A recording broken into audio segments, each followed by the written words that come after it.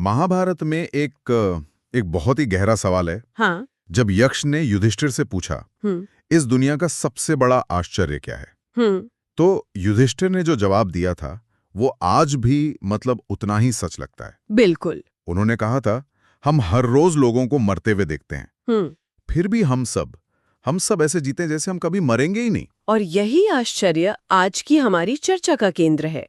हम बात कर रहे हैं डॉक्टर रवींद्र पस्तूर की किताब न हन्यते हन्यमाने शरीरे, अमरता का रहस्य पर। अच्छा। ये किताब एक तरह से दो दुनियाओं की टक्कर है। एक तरफ है सिलिकॉन वैली, जहां अरबों डॉलर लगाकर मृत्यु को एक टेक्निकल ग्लिच की तरह ठीक करने की कोशिश हो रही है। एक तकनीकी खराबी। हाँ। और दूसरी तरफ है गीता और उपनिषदों का हजारों साल पुराना ज्ञान, जो कहता है कि अमरता का राज शरीर में नहीं, चेतना में है। बिल्कुल। तो आज हम इस किताब के नायक डॉक्टर रवि की यात्रा को समझने की कोशिश करेंगे।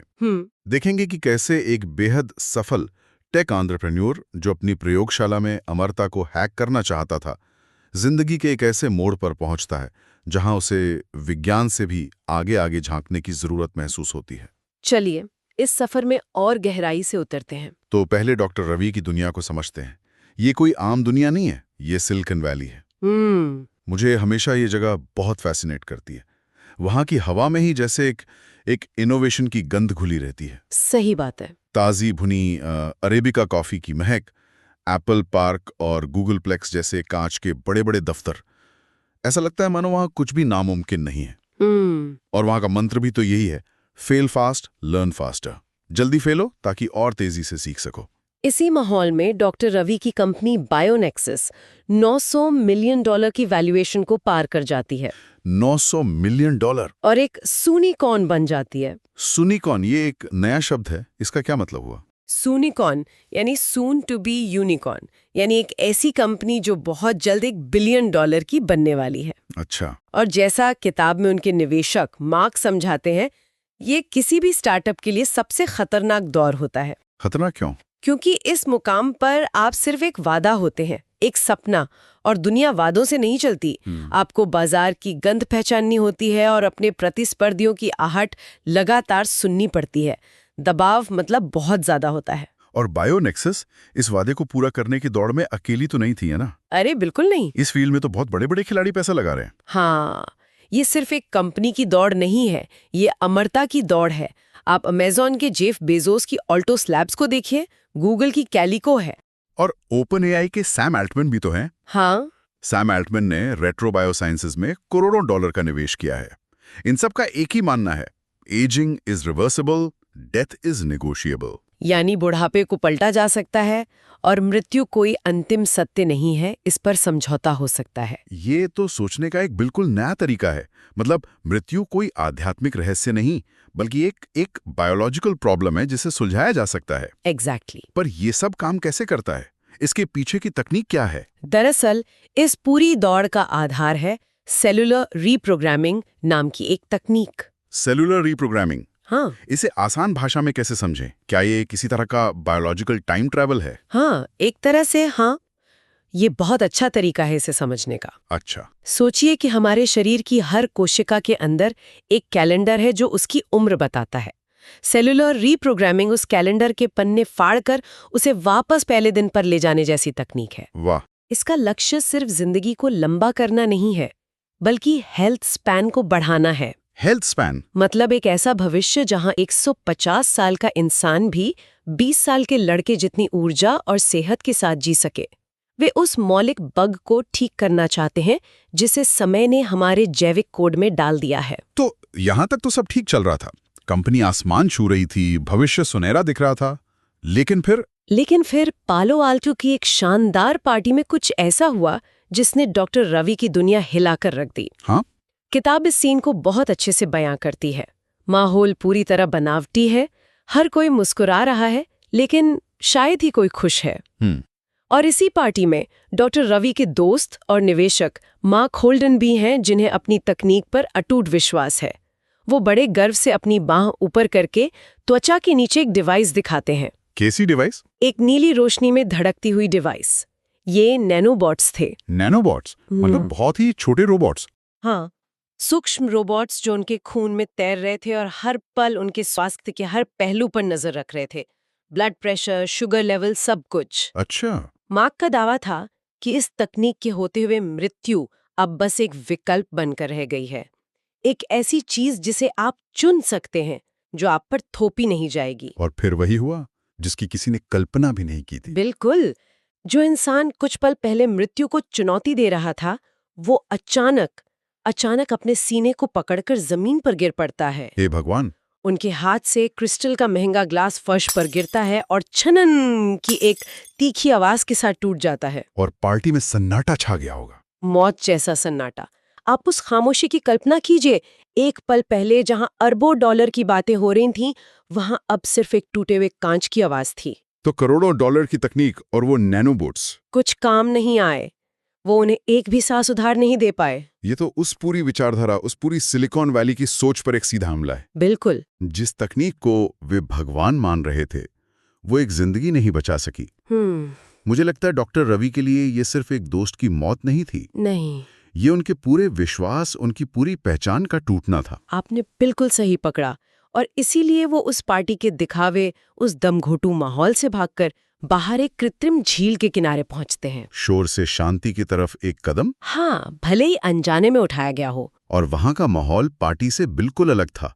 किताब में जिक्र है कि वहां गीली मिट्टी की सौंधी महक थी, सड़ती हुई पत्तियों की गंध और झिंगुरों की धीमी आवाज। हाँ, मतलब जिंदगी और मौत का कुदरती चक्र, जो पार्टी के अंदर की बनावटी अमरता के बिल्कुल उलट था। ठीक वहीं उस शांत माहौल में उनके अंदर हजारों साल पुराना यक्ष का वही सवाल गूंजता है। अहन्य भूतानि गच्छन्ति यम मंदिरम स्थावर मिच्छन्ति किमाश्चर्यमत परम। मतलब हर दिन लोग मर रहे हैं, फिर भी जो बचे हैं वो हमेशा जीने की इच्छा रखते हैं। इससे बड़ा आश्चर्य क्या होगा? ये वो पल था जब डॉक्टर रवि को एहसास हुआ कि बायोनेक्सिस का हर रिसर्च पेपर, हर प्रयोग इसी आश्चर्य को झुटलाने की एक कोशिश थी। एक महंगी और नाकाम कोशिश। तो अब रवि एक ऐसे मोड़ पर थे जहां उनका विज्ञान, उनका पैसा, उनकी सोच, सब कुछ फेल हो चुका था।